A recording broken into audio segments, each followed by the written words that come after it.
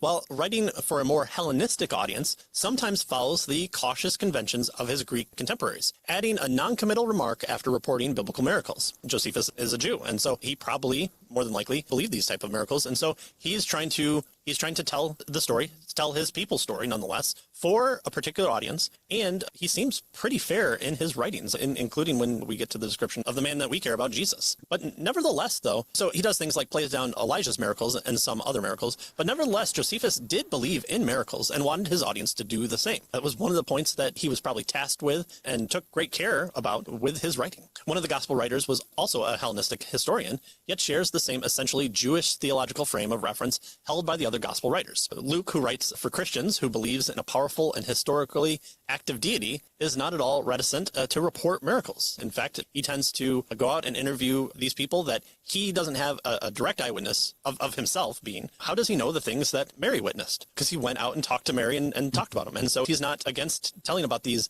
things like the virgin birth, because not only does he know his audience, not only does he understand that they believe in this Isaiah prophecy, but also he's a fellow believer, along with his fellow traveler Paul, in believing that Jesus came as a fulfillment of those things, with the ultimate miracle claim of the resurrection. Yeah. All right, so Luke, however, is not sensitive enough to some critics' skepticism that distinguishes his own claim from Jesus' resurrection for more incredible popular stories by citing proofs like Acts 1:3, and acknowledging that some find this claim unbelievable, like in Acts 26:8. So he is also saying, listen, audience, this might sound really weird, but here's the truth of it. So if all of society is believing that miracles are possible and they happen all the time and the gods are just here and there and everywhere, why couch this in a say of, this might sound weird, but, and so that's one of the things where we need to have a proper understanding of what people thought, how historians both told stories and also collected stories here. And even in the Bible itself, the miracle claims are seen as a weird thing that happens. That's one way to put it, right? Yes. Very sacrilegious way, probably. Yeah, that's right.